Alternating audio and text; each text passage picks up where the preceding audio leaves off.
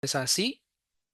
Nah, neovaskularisasinya ini akan menyebabkan pembuluh darah di paru ini menjadi lebih rapuh, ya. Kenapa sirkulasi pulmoner lebih resilient, lebih tahan gitu ya? Karena sirkulasi pulmoner satu tekanannya rendah, yang kedua dia dindingnya elastis. Jadi kalau ada peningkatan tekanan, maka dia akan bisa mengakomodasi, ya.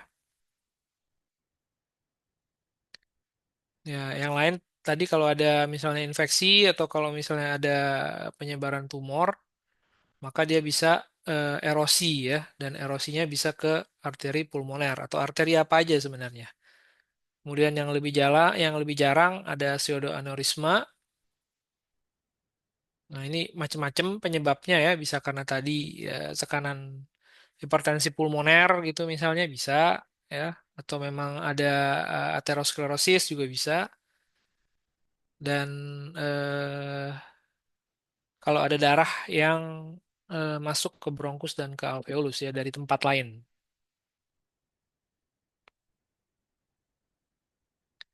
Nah, mengapa hemoptisis itu penting, ya? Jadi hemoptisis itu kan ada yang masif dan yang non-masif, atau yang mengancam nyawa dan yang tidak mengancam nyawa.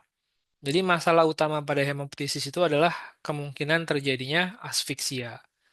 Nah, ini ada gambarnya, ya. Eh, Ya, jadi kalau misalnya kita gambar, ya,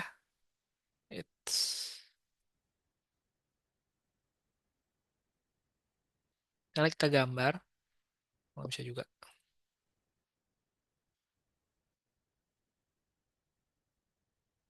Oke, sorry, zoomnya udah berubah. Kalau kita gambar saluran nafas, trakea, nggak ada warnanya.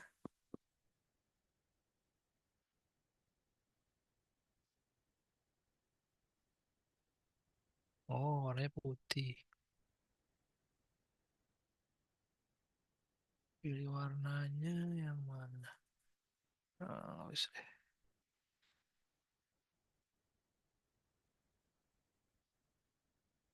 nggak bisa coba, ya.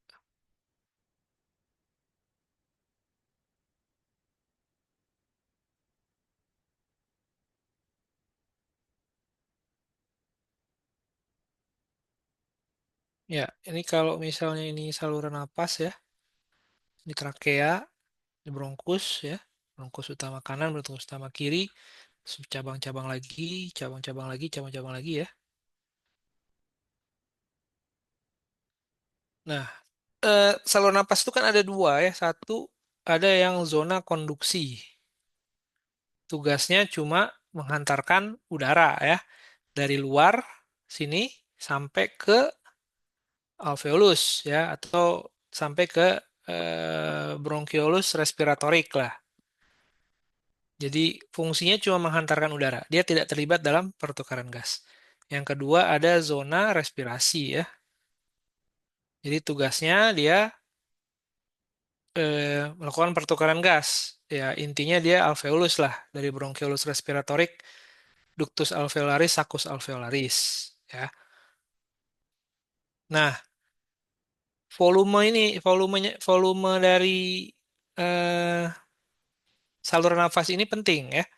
Jadi ketika kita bernapas itu kan volume tidal kita kurang lebih 500 mili, ya. Tapi kalau kita nafas maksimal, maka volume paru itu seluruhnya bisa sampai 5 liter, ya. Termasuk yang volume residual, ya. Nah, dari sekian banyak volume paru dan saluran napas itu, volume dari zona konduksi itu cuma 150 mili, ya. Jadi dari trakea sampai ke bronchiolus terminalis, sampai ujung-ujung sini yang kecil itu volumenya tidak lebih dari 150 mililiter. Nah, kenapa ini penting? Ya, jadi ini adalah volume saluran nafas konduksi. Jadi yang menghubungkan antara udara luar dengan paru, ya. Kalau misalnya zona konduksi ini tertutup oleh darah, oleh hemoptisis, maka tidak ada lagi jalan masuk ya. Jadi udaranya nggak bisa masuk karena ini keblok banjir di sini ya. Nah, jadi secara fisiologis, jadi sebenarnya hemoptisis itu akan bisa mengancam nyawa kalau volumenya lebih dari 150 mili ya. Kenapa? Karena volume zona konduksi, volume saluran nafas yang di bagian atas ini dari trakea sampai bronchiolus terminalis itu cuma 150 mili. Ini yang namanya ruang rugi apa namanya ya? Ruang rugi anatomis ya. 150 mili. Dia nggak bisa bertambah besar, nggak bisa bertambah kecil. Beda sama ruang rugi alveolar, sama zona respirasi. Dia bisa dari 350 mili bisa sampai 4 ratusan mili ya mengembang ya. Sorry, 4 literan. 4 liter mengembang ininya, volumenya ya. Tapi kalau zona konduksi dia dibatasi sampai 150 mili. Jadi 150 mili ini dia merupakan batas teoritis ya dari hemoptisis yang bisa menyebabkan terjadinya asfiksia atau tercekik lah istilahnya ya. Jadi ketutup. Jadi kalau batuk darah yang non masif itu sebenarnya nggak ada masalah. Di klinik aja bisa, rawat jalan aja bisa. Apalagi cuma 1 sendok, 2 sendok, 5 mili, 10 mili nggak masalah. Tapi kalau dia volumenya sudah mendekati 150 mili, maka itu bisa jadi masalah. Kenapa? Karena dia bisa menutup saluran napas secara total ya. Jadi bisa hipoksia kalau dia nggak total, bisa asfiksia kalau dia benar-benar tertutup ya. Jadi kalau cuma keluar 150 aja mungkin sebentar aja hipoksia. Ya, tapi kalau misalnya keluarnya berterus-terusan, ya lama-lama dia akan tertutup total ya. Jadi akan terjadi asfiksia. Jadi ini adalah bahaya dari hemoptisis. Jadi bahaya utama dari hemoptisis itu bukan kehilangan darah, bukan apa namanya komplikasi di paru, bukan apa namanya infeksi ya, tapi komplikasi utama dari hemoptisis, terutama hemoptisis masif itu adalah asfiksia. Jadi itu merupakan pertanyaan pertama yang harus kita jawab ketika ada pasien dengan hemoptisis. Apakah pasien ini itu eh, ada resiko mengalami asfiksia atau tidak? Atau mungkin lebih gampangnya pertanyaannya adalah apakah pasien ini sekarang mengalami hemoptisis masif atau tidak ya? Karena itu hubungannya dengan nyawa soalnya ya. Nah, untuk penyebab nih secara teoritis bisa dari parenkim, bisa dari trakeobronkial, bisa dari vaskuler.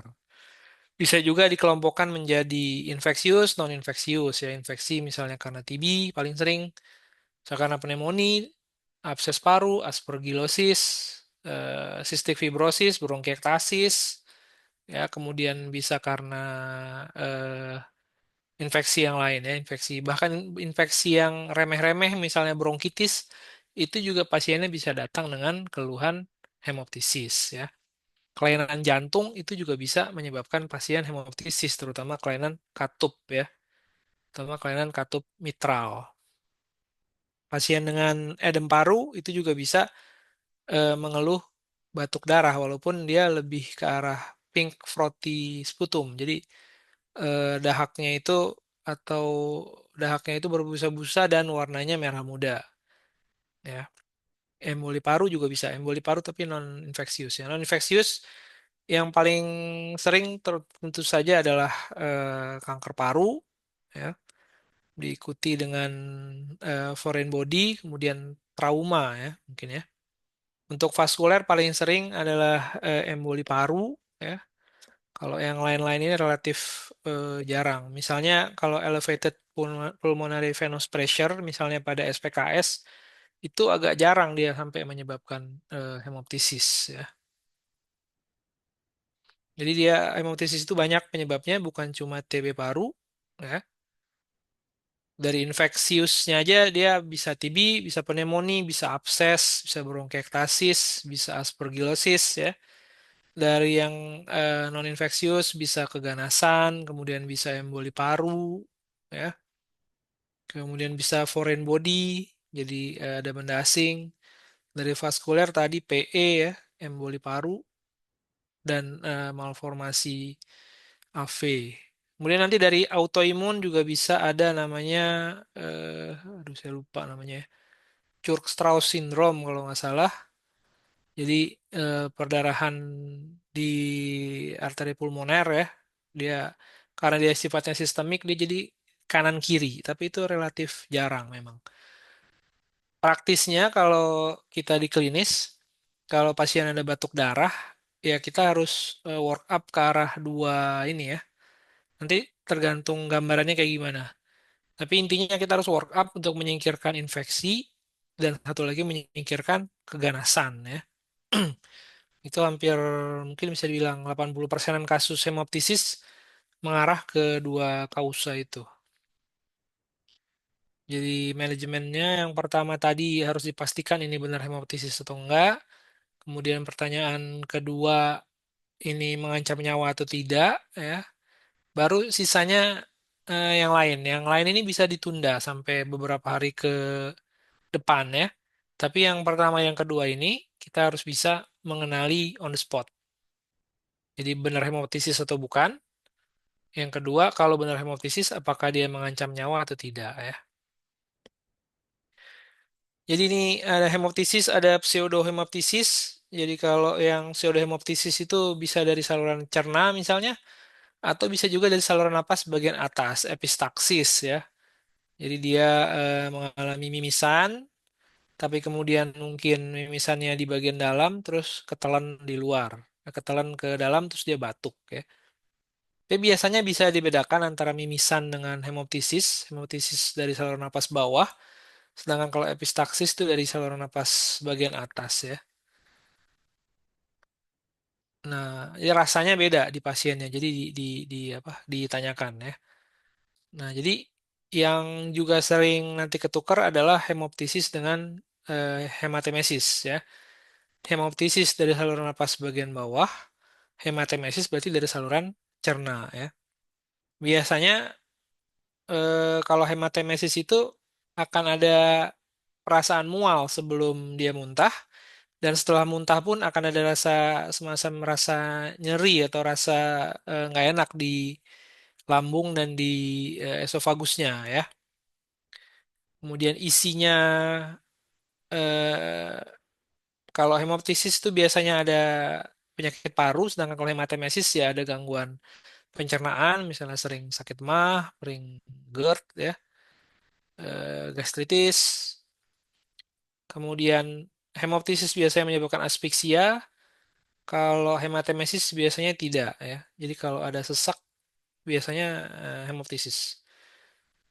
Dari sputum biasanya kalau hemoptisis itu dia ada lendir-lendirnya ya.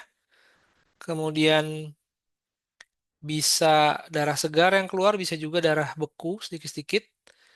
Nah, kalau misalnya hematemesis, biasanya warnanya seperti kopi dan baunya itu khas ya, bau asam lambung, bau muntahan ya. Dan biasanya warnanya lebih coklat. Bisa juga nanti ini batuk darah, tapi dia ketelan dulu, jadi dia warnanya coklat ya. Nanti ntar bisa lihat dari yang lain, kalau misalnya dia ada lung disease, tanpa ada ke arah gastrik atau hepatic disease ya, nggak ada sirosis, ya berarti dia arahnya ke arah hemoptisis. Kemudian isinya biasanya kalau hematemesis kadang-kadang ada partikel makanan ya. Jadi ntar ditanya aja ada makanan apa enggak, ada nasi, ada bubur ya. Kalau hemoptisis biasanya dia tidak ada. Secara lab hemoptisis biasanya alkali, kalau dari lambung biasanya dia asam ya. Dan kalau secara mikroskopik nanti bisa kelihatan ada neutrofil. Kalau dari saluran napas biasanya ada neutrofil, ada limfosit, ada epitel. Sedangkan kalau di saluran cerna biasanya nggak ada. Nah itu jadi kita harus pastikan ya, ini hemoptisis atau pseudohemoptisis. Kalau misalnya dia epistaksis atau mimisan ya rujuk ke THT ya. Kalau misalnya dia hematemesis, muntahnya warna hitam. Biasanya kadang-kadang sering juga bersamaan dengan melena, BAB-nya warnanya hitam seperti aspal, maka dia adalah urusan teman sejawat penyakit dalam ya. Jadi setelah kita pastikan itu benar hemoptisis atau bukan, maka yang kedua adalah keparahannya bagaimana. Itu tadi, mengancam nyawa atau tidak. Tentu saja ini terkait dengan jumlah batuk darahnya ya dalam yang terjadi pada pasien, terutama dalam waktu dekat itu ya, jadi beberapa jam lah itu. Nah, ini ada pembagian jadi masif dan non masif itu sebenarnya pembagiannya tidak jelas. Artinya apa? Kalau kita baca sumber dari luar negeri, maka klasifikasinya itu berbeda-beda. Jadi ada yang tadi 150 mili sudah dianggap masif, ada yang 100 mili sudah dianggap masif, ada yang 500, ada yang 1000 ya. Jadi itu serba arbiter. Tapi tadi yang harus kita ingat adalah volume saluran napas konduksi ya dari trakea sampai bronchiolus terminalis itu cuma 150 mili. Jadi secara teoritis, hemoptisis yang volumenya mendekati 150 mili atau lebih dari 150 mili itu sebenarnya bisa mengancam nyawa ya. Nah, kalau di Indonesia kita pakai kriteria yang namanya kriteria Busroh. Lagi-lagi ini adalah suatu kriteria yang arbiter, artinya dibuat-buat aja sebenarnya nggak ada dasarnya itu nggak ada sebenarnya ya, untuk mempermudah aja. Jadi yang dikatakan hemoptisis masif atau hemoptisis yang mengancam jiwa itu adalah kalau dalam 24 jam dia volumenya lebih dari 600 mili ya, lebih dari sama dengan 600 mili. Atau ini yang pertama, yang kedua atau ya, ini gedein aja kali ya. Ya, yang kedua ini atau, jadi yang pertama, yang kedua ataunya minimal 250 mili ya, walaupun belum sampai 600, jadi lebih dari 250 mili dan ada penurunan HB. Jadi HB-nya kurang dari 10 dan dia masih berlanjut ya. Jadi kalau dia misalnya 600 mili terus dia stop, ya itu berarti bukan hemoptisis masif. Jadi 600 mili dan masih berlanjut. Kemudian kalau dia 250 mili tapi kurang dari 600, HB-nya bagus, tapi dia dalam 48 jam itu masih jalan terus ya. Walaupun sudah diberikan konservatif treatment, jadi obat-obatan gitu ya. Nah, seperti saya bilang tadi, hemoptisis masif itu banyak kriterianya. Ada yang bilang lebih dari 100 mili itu sudah dianggap eh, masif ya, mengancam nyawa. Nah, kemudian tambahannya adalah hemoptisis yang menyebabkan pasien shock, jadi mengakibatkan cardiovascular collapse, entah pasiennya shock, pasiennya kehilangan kesadaran, itu harus dianggap sebagai hemoptisis masif atau yang mengancam jiwa ya. Nah, ini untuk location ya. Jadi setelah kita menentukan hemoptisis masif, sebenarnya kita stabilkan dulu. Nah, setelah itu baru kita lakukan pemeriksaan penunjang. Jadi ini bisa menunggu ya. Jadi ini tidak harus dikerjakan saat itu juga. Kalau kita mendapati pasiennya tidak stabil, maka yang harus dilakukan adalah menstabilkan dulu. Nah, banyak yang bisa dikerjakan, jadi bisa yang gampang-gampang aja dulu chest radiografi dulu ya. Jadi chest X-ray dulu, yang PA dan yang lateral kalau memungkinkan. Setidaknya ntar kita bisa tahu dia ada di sebelah kanan atau sebelah kiri ya kemungkinan.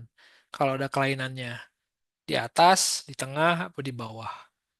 Kemudian yang kedua CT scan, CT scan tentu saja lebih spesifik ya. Dan satu lagi adalah bronkoskopi. Jadi bronkoskopi itu kita bisa melihat langsung ke dalam saluran napas.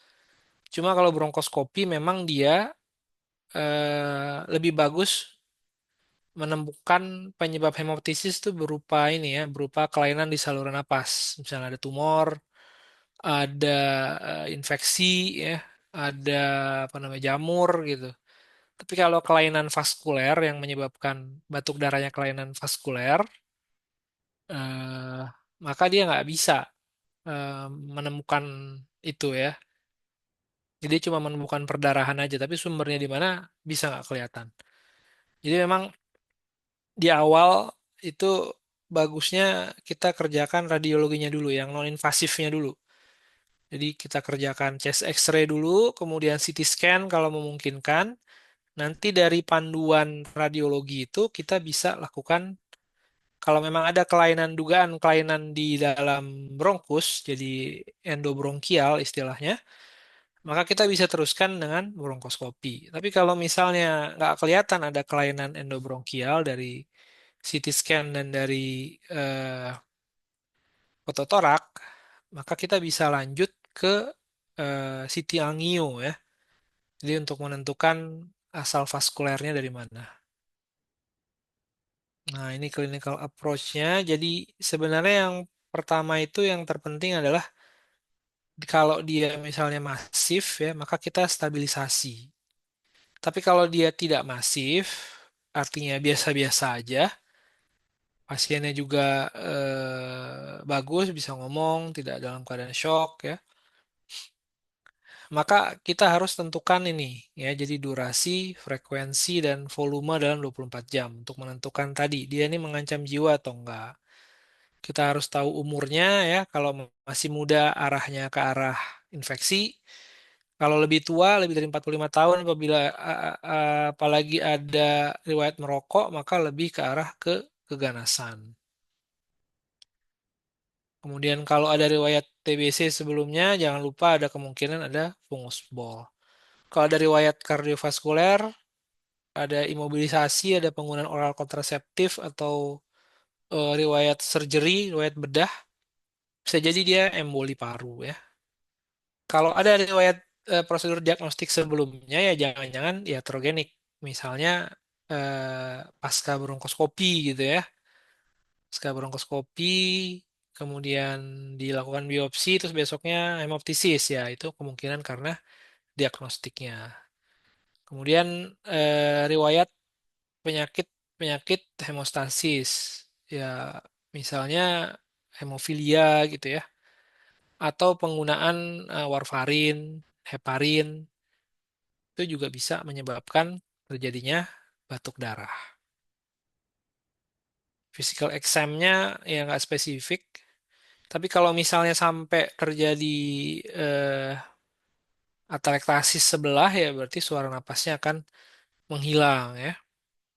Kemudian untuk laboratorium juga ini sebenarnya tidak spesifik, tapi kita periksa darah tepi lengkap. Kemudian yang lain-lain ini sesuai dengan indikasi ya. Jadi kalau misalnya eh, pasiennya nggak ketemu nih dari infeksi, dari keganasan gitu, ya mungkin ke arah autoimun bisa dicoba. Dan kemudian eh, hemostatik, tes hemostatik ya, PT-PTT INR itu juga bisa dicoba kalau misalnya memang ada ke arah gangguan pembekuan darah. Misalnya pasiennya rutin memakai antikoagulan ya. Walaupun antikoagulan oral seperti apa anti faktor 10 ya, rivaroxaban, apixaban itu juga masih ada resiko walaupun kecil. Tapi memang yang paling besar tuh kalau pakai warfarin. Jadi itu perlu ditanya juga ya. Tapi ini semua eh, jangan sampai membuang waktu kalau pasiennya dalam keadaan tidak stabil ya. Nah ini ininya ya skemanya. Jadi dia hemoptisis atau pseudohemoptisis, saluran napas atas atau saluran cerna. Kemudian dia hemoptisisnya masif atau non-masif ya. Nah, kalau yang non-masif, jadi sesuai dengan kriteria tadi ya, kurang dari 600 mili atau kurang dari 250 mili tanpa penurunan HB, dia berhenti sendiri. Yang terpenting pasiennya stabil.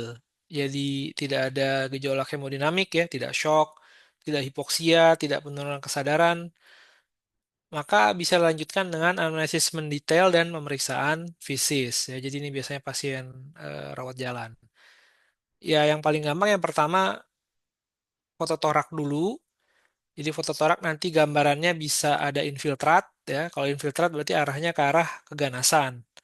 Jadi ke arah mikrobiologi. Nanti lihat gejalanya menyerupai yang mana. Jadi kalau sama digabung sama umur ya. Kalau umur masih muda biasanya ke arah keganasan.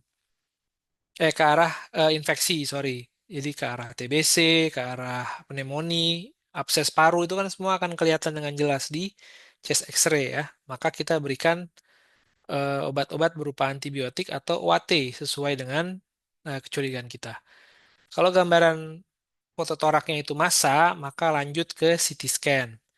Nanti dari CT scan kita bisa mengetahui massanya ada di mana dan bisa diakses lewat mana ya. Misalnya kalau massanya menempel di dinding dada, bisa kita lakukan core biopsi. Kalau massanya di dalam saluran napas atau endobronkial, maka bisa dilakukan bronkoskopi. Nah, kalau misalnya chest X-ray gambarannya nggak jelas, gambarannya misalnya gambaran bronkiektasis ya, maka dianjurkan sebenarnya dia CT scan supaya lebih jelas ini gambarannya benar bronkiektasis atau justru malah gambaran fibrosis misalnya ya, atau ada gambaran yang lain.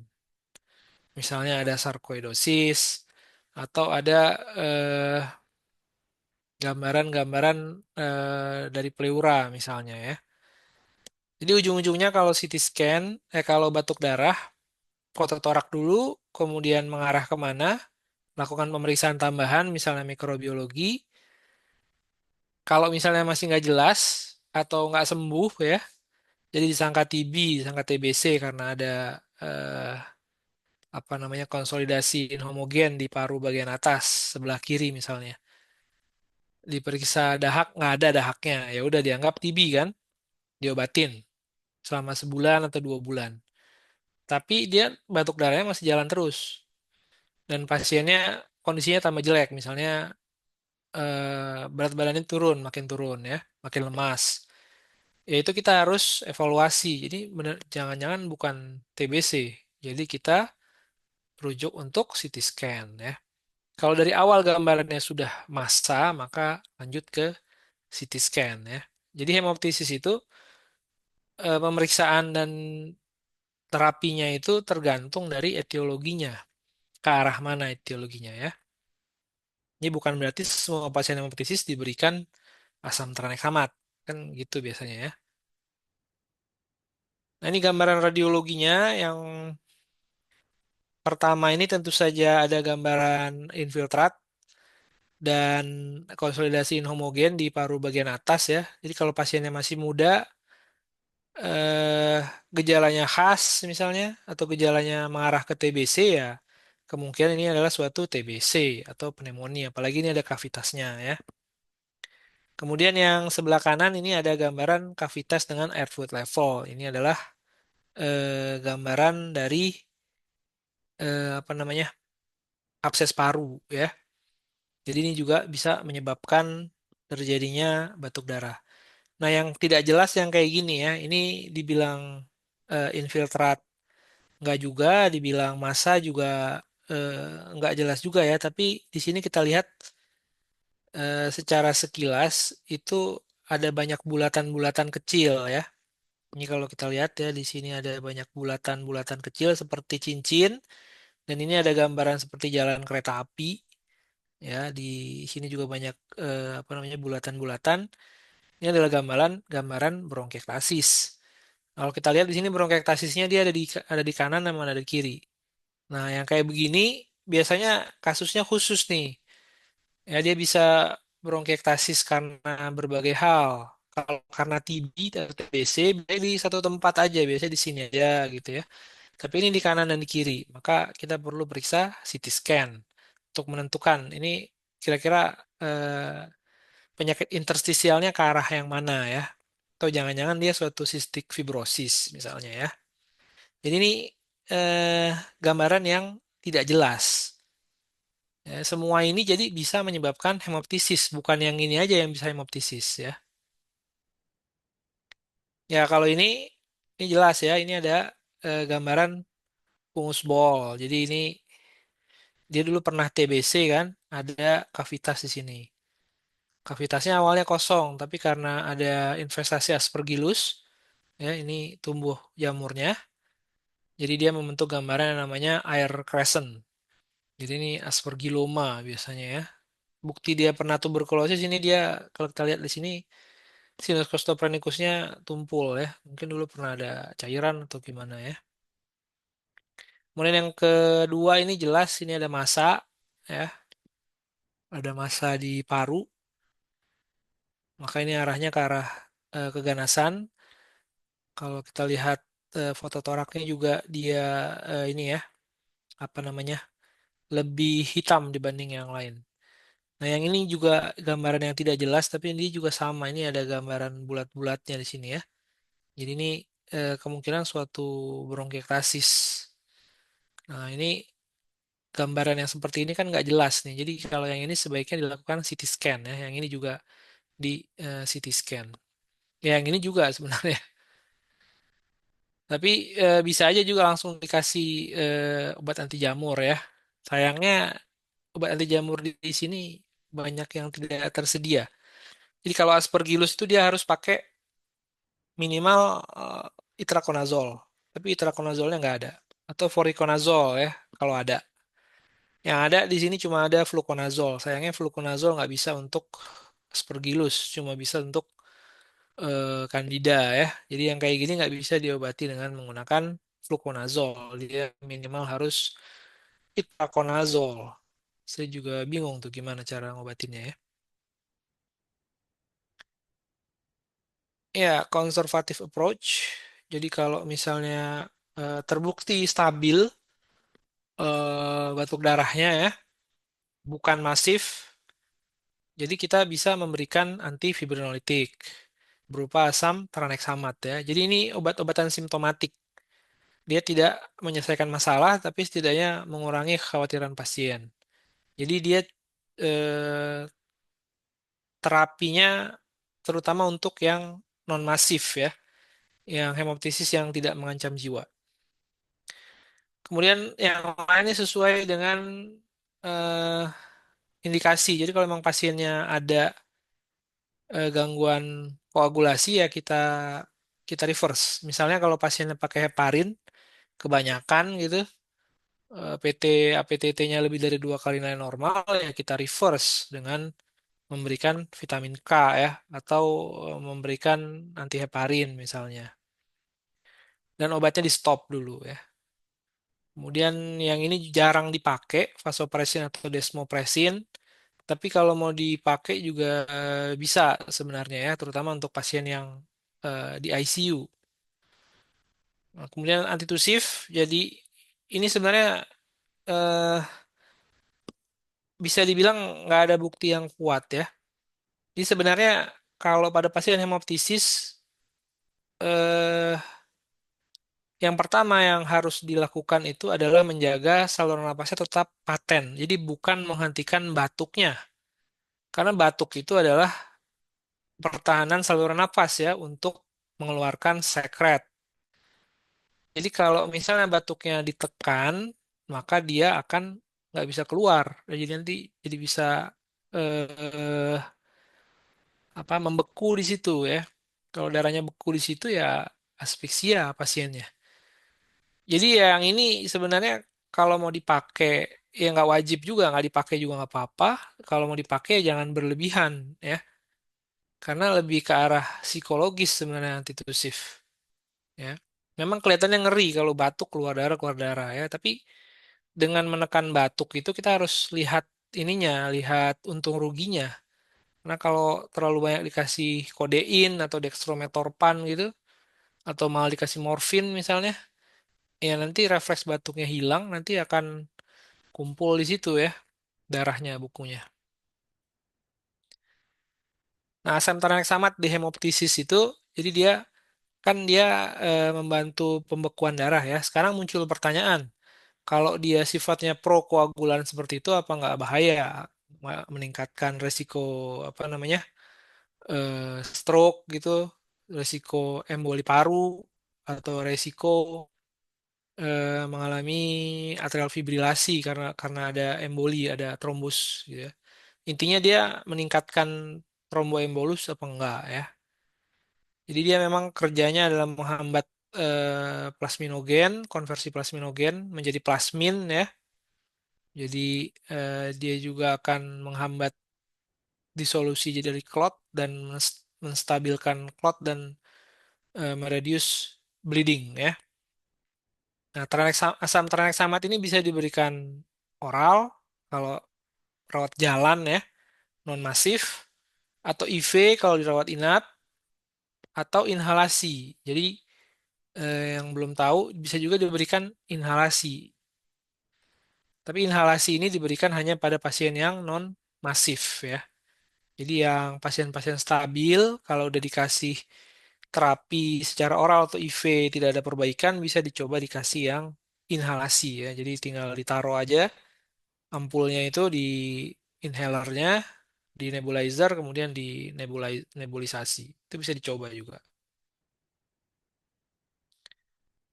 Nah, secara umum asam tranexamat tuh aman ya. Jadi eh, dia tidak akan menyebabkan terjadi stroke, kalau terjadi PE, atau terjadi myocardial infarct ya, kecuali kalau pasiennya memang mengalami perdarahan yang stroke hemoragik yang aktif gitu. Jadi ada stroke hemoragik, terus ada batuk darah, ya sebaiknya memang jangan dikasih asam tranexamat ya.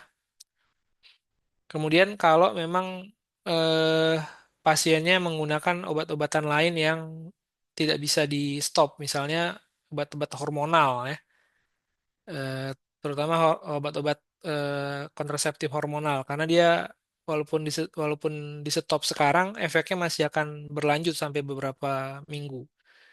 Jadi kalau pada pasien seperti itu, perempuan apalagi dengan terapi hormonal ya sebaiknya jangan dikasih asam tranexamat. Tapi secara umum dia tidak meningkatkan resiko trombosis, jadi aman-aman aja ya.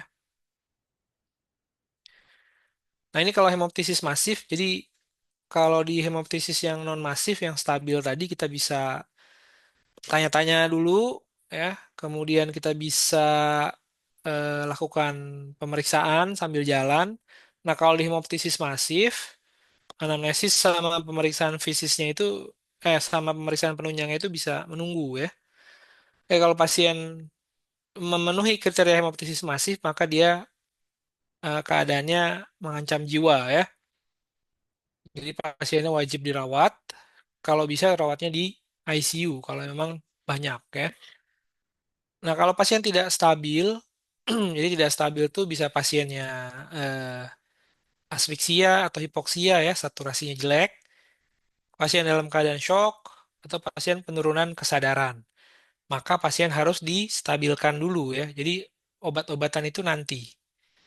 Nah, jadi yang pertama harus diamankan adalah airway-nya ya, ABC-nya airway, breathing, circulation. Jadi kalau pasien batuk darah banyak gitu, posisinya posisikan supaya saluran napasnya tetap tetap terbuka, yaitu posisi setengah duduk, atau kalau nggak memungkinkan maka miring ke sebelah kanan atau sebelah kiri, tergantung bagian mana yang sakit ya. Kalau kita tahu, misalnya pasiennya TB paru, kemudian hemoptisis masif, kita tahu TB parunya di sebelah kanan, maka pasiennya suruh tidur dengan sisi kanannya ada di bawah ya.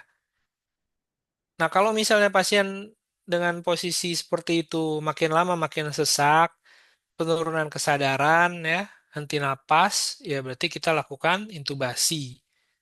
Jadi mengamankan airway itu bisa dari sekedar jaga posisi ya, setengah duduk gitu, reverse Trendelenburg, atau miring, atau kalau memang pasiennya udah benar-benar jelek, saturasi jelek, kemudian mulai penurunan kesadaran, napasnya mulai melambat, ya udah intubasi ya.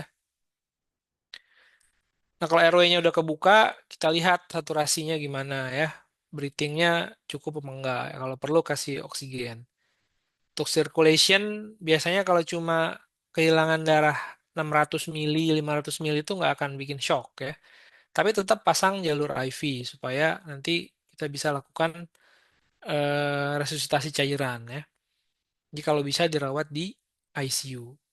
Nah, kalau pasiennya udah stabil, maka kita bisa lanjutkan ke pemeriksaan lanjutan ya. Jadi yang penting pasiennya stabil dulu.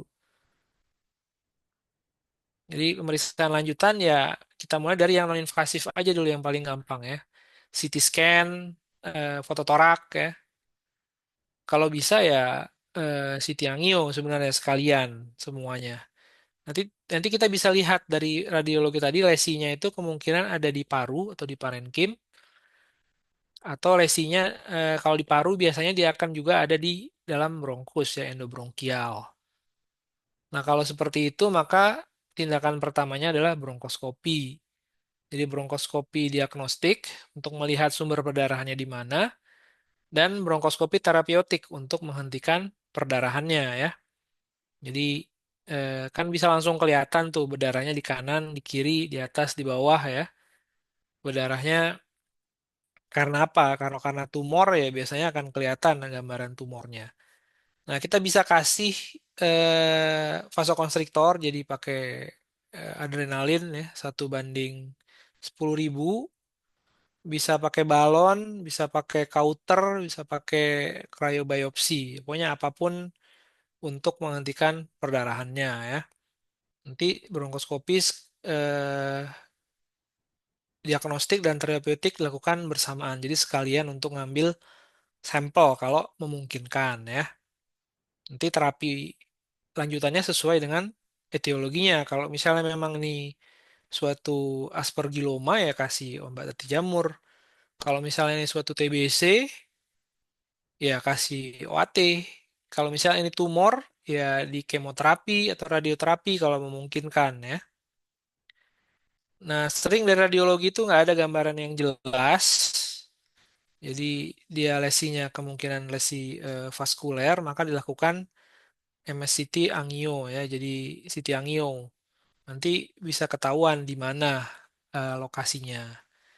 Jadi kalau ketahuan lokasinya, maka yang bocor itu bisa dilakukan yang namanya bronchial artery embolization. Nah, kalau bronkoskopi dan eh, bronchial artery embolization ini gagal, maka lanjutannya adalah terapi bedah. Jadi kalau misalnya berdarah di lobus atas ya lobus atasnya dipotong, lobektomi ya. Kalau misalnya berdarahnya banyak, multiple lobus ya di pneumonektomi kalau memungkinkan ya. Nah, ini bisa macam-macam sebenarnya apa namanya? Algoritmanya ya. Kalau di luar negeri itu dia kadang-kadang lebih milih langsung ke sini, bronchial artery embolization. Karena relatif lebih tepat gitu.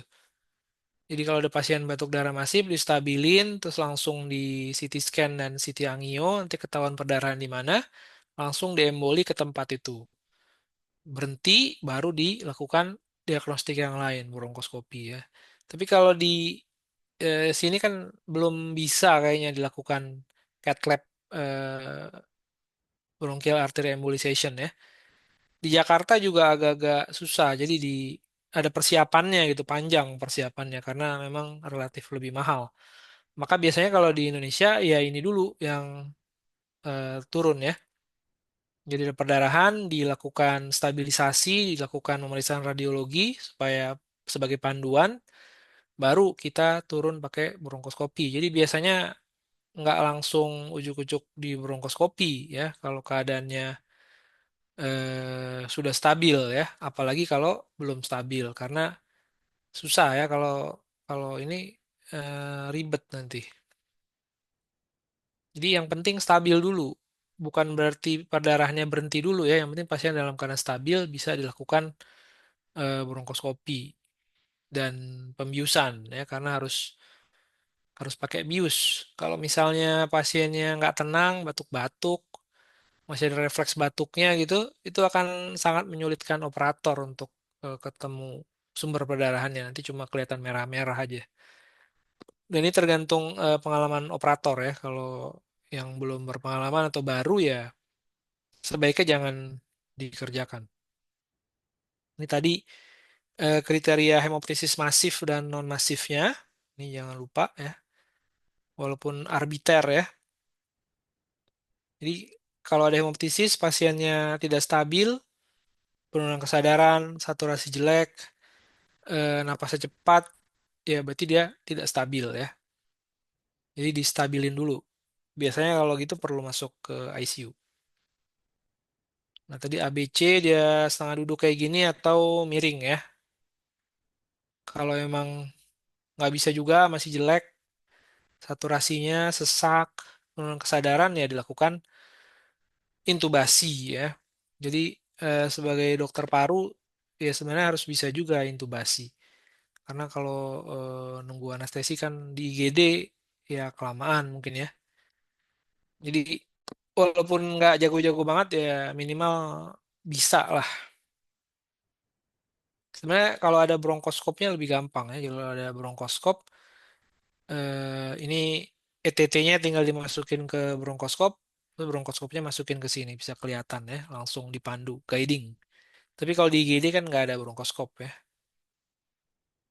Nah, yang advance, jadi eh, bronkoskopi tadi bisa untuk menemukan sumber perdarahannya di mana, dan bisa mencegah spillover. Jadi kalau berdarah di kiri, usahakan jangan sampai ke kanan juga, karena nanti makin jelek itunya ya.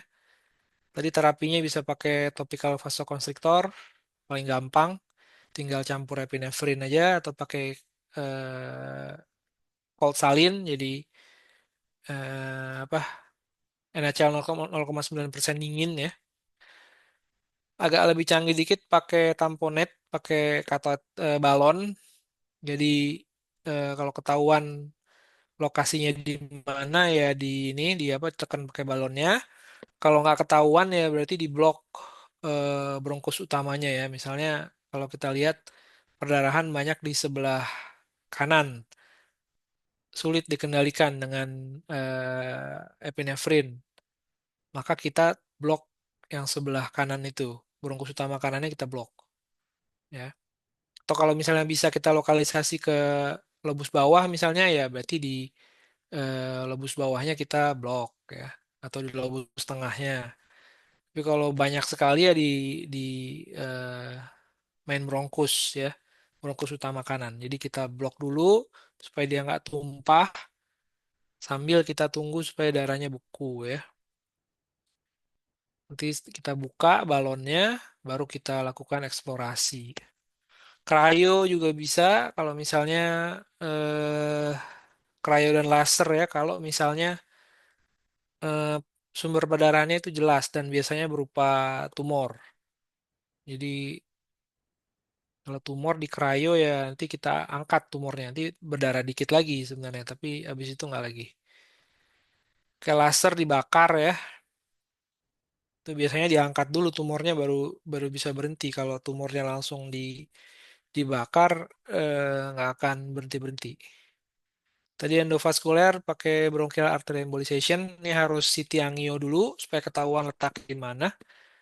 Nanti dari radiologi itu memasukkan emboli ya ke sistem arteri tertentu ya, saya juga nggak ngerti. Nanti disuntikin ke dia, nanti arteri yang bocor itu akan tersumbat, jadi dia nggak akan berdarah lagi. Surgical kalau nggak berhasil, jadi dia eh, lobektomi dan atau pneumonektomi. Tapi perlu diingat kalau pasiennya nggak stabil kemudian diputuskan surgical ya biasanya jelek gitunya ya. Nah ini secara bronkoskopik, ini pakai balon ya.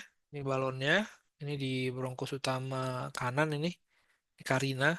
Jadi ini ditutup dulu supaya nggak tumpah ya. Kemudian ini dilakukan cryo. Jadi ini ada massa yang nutup-nutup gitu kan.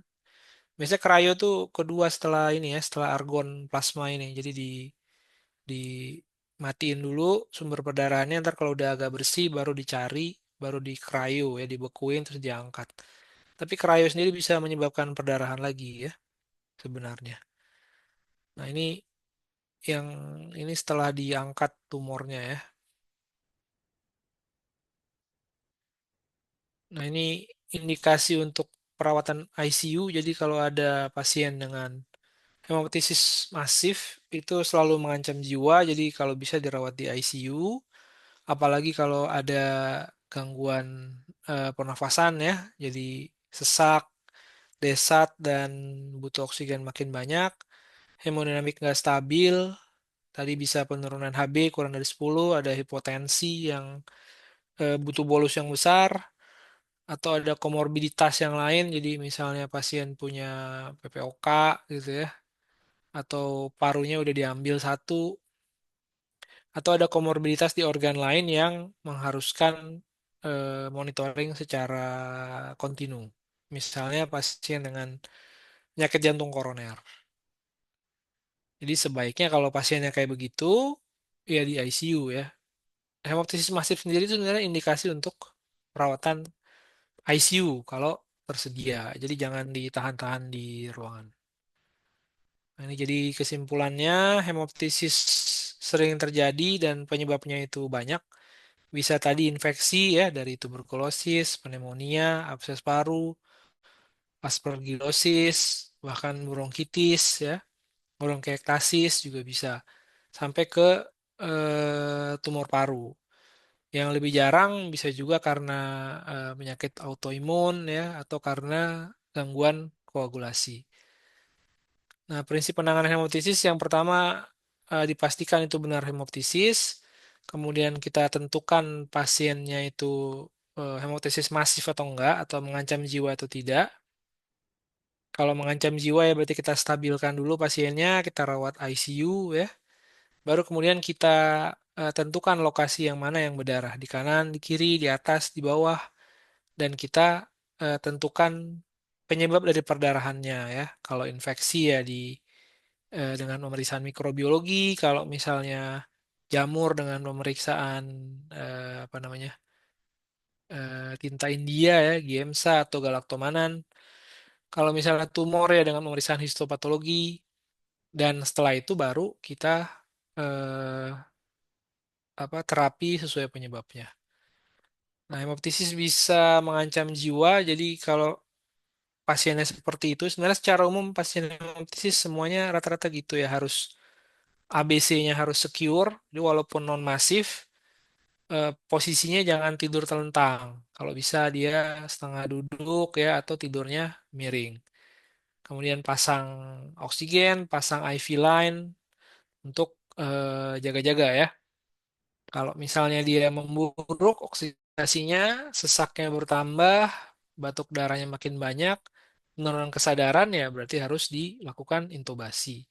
Kalau pasiennya paten jalan napasnya tapi kelihatan seperti shock gitu ya, ada tanda-tanda shock, maka lakukan resusitasi cairan ya. Apalagi kalau misalnya pasiennya hemoptisisnya beserta eh, kelainan yang lain ya. Jadi karena sepsis gitu terus jadi hemoptisis bisa juga. Itu berarti juga harus dilakukan stabilisasi ya. Ya mungkin itu aja yang bisa saya sampaikan mengenai hemoptisis. Intinya kalau ketemu pasien hemoptisis kalian ABC dulu ya, amankan ABC dulu. Kalau udah aman baru lakukan yang lain-lain termasuk kasih asam tranexamat gitu-gitu ya. Jadi memang kalau di hemoptisis ini pengobatannya itu nggak sesuai dengan etiologinya ya. Jadi nggak ada obat khusus. Yang ada bukti ilmiahnya itu cuma asam tranexamat aja. Jadi kalau kayak yang lain misalnya apa namanya Adona, terus karbazokrom, kemudian apa lagi vitamin K, vitamin C itu sebenarnya nggak ada bukti ilmiahnya ya. Jadi sebenarnya nggak perlu dilakukan dikasih secara rutin, walaupun itu secara kebiasaan memang kadang-kadang suka dikasih ya. Tapi secara evidence sebenarnya nggak terlalu penting ya kalau karena kalau penyebabnya ketahuan itu yang bisa kita obati. Kalau TB ya kasih OAT nanti berhenti sendiri. Kalau jamur aspergilloma ya dikasih obat anti jamur ya, itraconazole gitu, ntar lama-lama berhenti sendiri. Kalau keganasan ya dilakukan apa? Kemoterapi, radioterapi ya. Tapi kadang-kadang kan tindakannya apa? Diagnosanya terlambat ya. Ya, jadi kalau memang seperti itu ya kita bisa kasih asam tranexamat ya. Kalau yang lain-lain tuh ya sesuai dengan ini ya, sesuai dengan kondisi klinis tiap-tiap pasien. Misalnya kalau ekstrak belladonna atau adona itu dia kan vasokonstriktor sistemik. Jadi hati-hati nanti tensinya bisa ikut naik ya. Kalau vitamin K itu cuma bermanfaat kalau pasiennya ada gangguan hemostasis. Jadi kalau nggak ada ya nggak bermanfaat. Vitamin C juga ya kalau penyebabnya karena rapuhnya pembuluh darah akibat kekurangan vitamin C ya bisa aja ya. Tapi memang memberikan vitamin C dan vitamin K itu efek sampingnya relatif nggak ada. Jadi ya nggak ada ruginya dicoba juga. Cuma kalau ke arah ekstrak belladonna, adona, atau karbazokrom gitu, nah itu mesti dipikirkan matang-matang karena satu buktinya nggak ada, yang kedua eh, harganya lumayan mahal kan pasiennya kalau nggak salah nggak ditanggung BPJS ya. Ya mungkin itu aja yang bisa saya berikan materi pada malam ini. Kalau ada pertanyaan silakan, saya persilakan.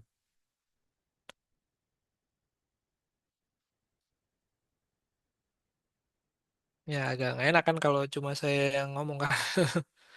Kalian berberapa? Berenam ya? Berlima? Izin dokter, Izin kami dokter. berlima dokter. Oh ya ya udah. Jadi yang penting belajar yang bagus-bagus ya. Jadi banyak banyak baca-baca, banyak baca, kemudian banyak belajar di ruangan. Jadi kalau di ruangan itu emang kadang-kadang lebih banyak aspek praktikalnya ya. Tapi aspek klinisnya yang benarnya jangan sampai lupa. Jadi ikutin apa ronde dari DPJP atau ronde besar ya. Itu kalau mau tanya silakan ditanya-tanya ke beliau-beliau itu ya. Oke, ada pertanyaan? Kalau nggak ada kita tutup aja ya. Karena kalau belajar nggak bisa lama-lama. Kalau lebih dari 90 menit biasanya udah berasap-asap. Nanti selanjutnya yang mengenai AGD itu hari hari Rabu aja ya. Hari Rabu jam 8 juga. Nanti tolong dibikin aja dulu materi yang tadi saya tunjukin ya. Nanti kalian presentasiin dulu. Baru nanti setelah itu saya tambahin materi-materinya ya. Jadi kalau AGD, materi-materi praktikal kayak AGD, kemudian fototorak, terapi oksigen, itu memang lebih banyak harus ngelihat barangnya ya. Kalau AGD ya ngelihat AGD-nya kayak gimana. Kan banyak tuh data AGD di ruangan atau di tempat jaga. Nah itu dibaca ya. Jadi ini kesimpulannya apa? Kamu kalau perlu kamu foto kan, terus kamu interpretasi sendiri, ya. Jadi ntar lama-lama kalau dipakai gitu ilmunya dia akan masuk sendiri, ya. Sama juga kayak baca foto torak.